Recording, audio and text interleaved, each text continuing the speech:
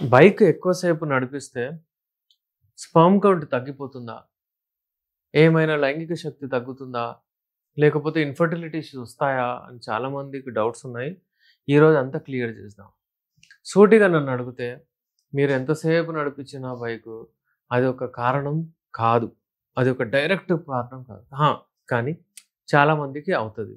ఎందుకవుతది? దాని గురించి నేనిప్పుడు మీకు డీటెయిల్‌గా చెప్తాను.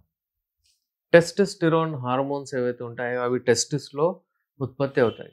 టెస్టిస్ ఎక్కడుంటుంది? టెస్టిస్ స్క్రూటల్ సాక్‌లో ఉంటుంది కింద భాగంలో. నేను ఇంతకుముందు కూడా చాలా సార్లు చెప్పాను. స్క్రూటల్ సాక్‌లో టెస్టిస్ బాల్స్ ఏవైతే ఉంటాయో దేవుడు తెచ్చి అక్కడ పెట్టాడు. ఎందుకంటే అక్కడ వాటికి 1 ఆర్ 2 డిగ్రీస్ టెంపరేచర్ తక్కువ ఉంటుంది. దాని వలన వాళ్ళకు అక్కడ ఇబ్బంది ఉండదు. శుక్రకణాలు అది ఫ్యాక్టరీ. శుక్రకణాలు అక్కడ తయారవుతాయి, ఉత్పత్తి అవుతాయి. స్పెర్మటోజెనిస్ అంటారు దాన్ని. ఆ స్పెర్మటోజెనిసిస్ అక్కడ అవుతుంది. కాబట్టి స్పెర్మ్స్ అక్కడెళ్తాయి. కానీ అక్కడే ఉండవు అవి. అక్కడి నుంచి కొంచెం వాస్ డిఫరెన్స్ అని ఒక ట్యూబ్ ఉంటుంది. అక్కడెళ్తాయి. అక్కడంతా వాళ్ళకు కావాల్సిన ప్రోటీన్స్ అవి ఇవి అన్నీ ఉంటాయి అక్కడ. అక్కడి నుంచి వాళ్ళు ఫీడ్ తీసుకొని మంచిగా యాక్టివ్ అవుతాయి. Head, neck, tail proper form తయారవుతుంది. ఎప్పుడైతే ఈ బైక్‌లో ఎక్కువగా సేపు నడిపిస్తారో వాళ్ళకేమవుతుందంటే అక్కడ హీట్ జనరేట్ అవుతుంది. ఇప్పుడు చూడండి హీట్ అంతా ఉండొద్దనే దేవుడు తీసుకెళ్ళి బయటికి తీసుకొని పెట్టాడు. ఆ స్ట్రక్చర్ అట్లా తయారు చేసింది. కానీ మీరు ఒకవేళ అక్కడ హీట్ జనరల్ చేసుకుంటే ఒకవేళ అక్కడ ప్రెషర్ పెట్టి బట్టలన్నీ టైట్ వేసుకొని అక్కడ మీకు ఒకవేళ ప్రెషర్ పెడితే అక్కడ జర్క్స్ వస్తే అక్కడ బాల్స్ సున్నితమైన బాల్స్ అక్కడ ఎక్కువగా ప్రెషర్ పడితే టైట్ అండర్‌వేర్స్ ఏసుకొని, టైట్ బట్టలేసుకొని బండి నడుపుతూ ఒకటే జగల, ఒకటే ప్లేస్‌ల కూర్చొని గంటలు వాళ్ళకు డెఫినైట్‌లీ ఈ ప్రాబ్లమ్ వస్తుంది. అందుకనే ఏందంటే, మీరు ఎప్పుడైనా సరే మీ బాల్స్‌ని హెల్తీగా పెట్టుకోవాలి. టైమ్ టు టైమ్ మీరు దాన్ని టేక్ కేర్ చేసుకుంటూ ఉండాలి.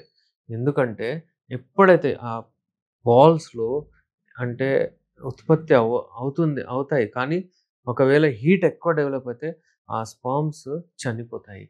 దాని వలన స్పెర్మ్ కౌంట్ తగ్గిపోతుంది. అలాగే చాలామందికి ఉండి ఒక్క స్పెర్మ్ గూడా మిగలదు. ఎజోస్పెర్మియాకి గూడా ఎళ్ళిపోతది. అలాగే ఏందంటే తక్కువ ఉంటే ఒలిగోస్పెర్మియా అంటారు. అలాగే అబ్నార్మల్ ఫార్మ్స్ గూడా అయిపోతాయి.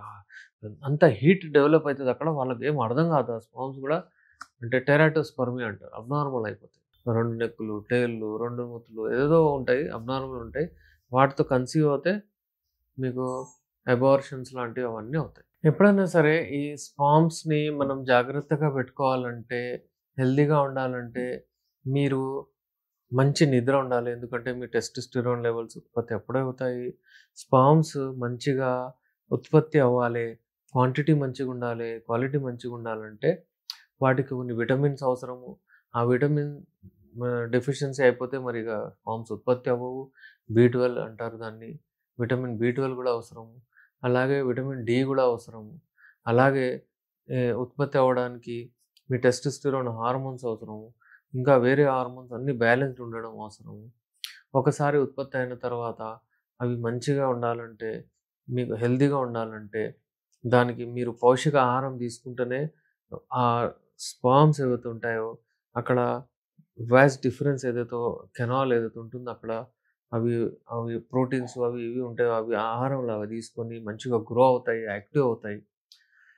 ఇవన్నీ మనం ఎప్పుడు చూస్తామంటే హెల్తీగా ఉండాలి అసలు. ఇప్పుడు ఒకవేళ మీరు బైక్ పైన కంటిన్యూయస్‌గా ఒకవేళ మీరు ఎన్నో గంటలు తిరుగుతూ ఉంటే మీకక్కడ ప్రెషర్ పడి ఏదైనా ఇబ్బందులు రావచ్చు, రాకపోవచ్చు. కానీ మాక్సిమం ఎవరిని చూస్తున్నామంటే ఎక్కువ సేపు ఎవరైతే బైక్ నడిపిస్తారో ఎన్నో వందల కిలోమీటర్స్ వాళ్ళకు ఏదో ప్రాబ్లమ్ రాబోయే రోజుల్లో వస్తది.